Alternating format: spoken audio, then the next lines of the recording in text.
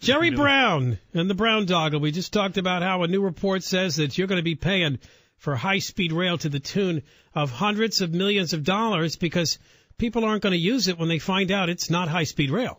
It's really very simple. Yeah. And we know it's not. They even admit it's not. It's blended. In many parts of the state, it will not be running at 180 miles an hour plus. It can't. So it's going to make the trip too long, the cost too high, and people are going to say, literally. There's no market for it.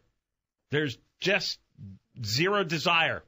It does. See, what happens is you'll see a poll. Well, what do you think about the idea of high-speed rail?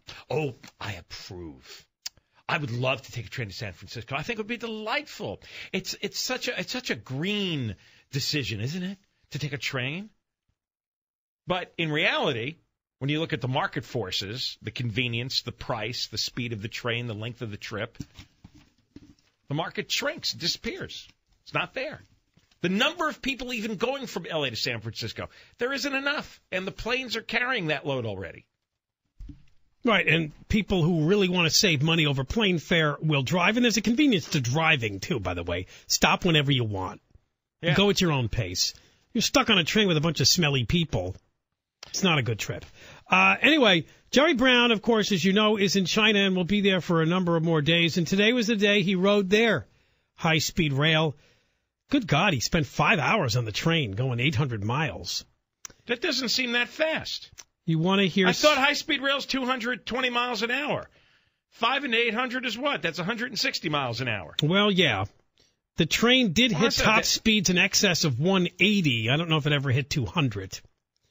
Well, they were selling the California high-speed rail is going 220. Right, that's a lie. We all know that. So even before the blended approach, that would have been a lie. So China's system is 160. Yep, they got 5,000 miles of high-speed rail that they claim they built in less than a decade. You want to hear some Jerry Brown quotes about riding the high-speed rail in China today? Yeah, it's good. Look at all this space with the trains, and people are moving. Wait, there's more. What do you mean all this space? I like it because I can read, and it's easy to get on. Seriously, these are quotes. He brought along his own reading material. And he said he likes the wide aisles because I'm restless. I can walk up and down and talk to people and wave and do my push-ups.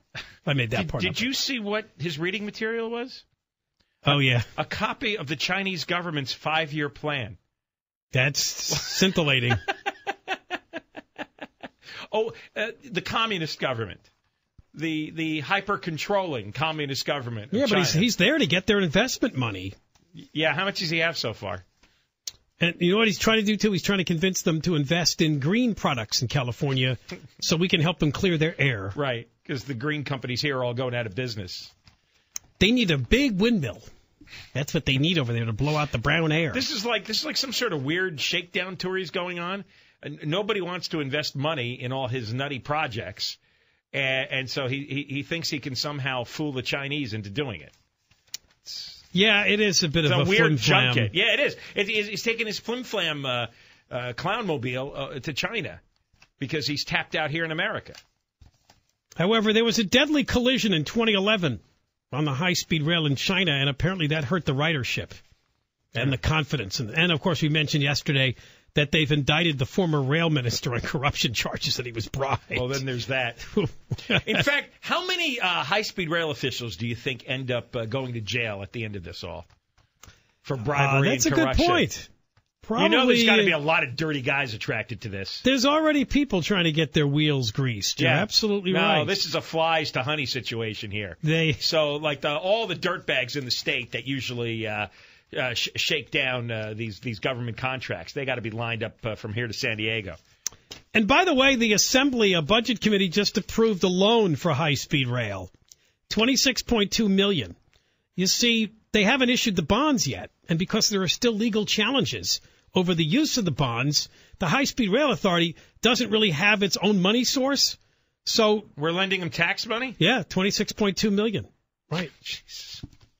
They just for operating because they're still in the planning stage and they're running out of money. And I think where you were away, the report was they're giving out raises, and they got to hand out more money to consultants. Oh, of course. Consultants are owed millions. It's a big corrupt machine, isn't it? It is. A big corruption machine. That's what's running. Which is why they won't stop it, because a lot of connected people are paid off in this deal. High-speed corruption. All right, when we come back, Tony Villar continues the farewell tour. He did an interview on KPCC. That's public radio, right? Yeah, that's the Pasadena Community College station. A telephone interview, though. I guess he didn't have time to come in. But anyway, first clip we'll play, talking about things that didn't work out for him, including the idea of planting 1 million trees, which we mocked early on. The failure tour continues. We have clips coming up. John and Ken Show. John Cobell and Ken Shampoo.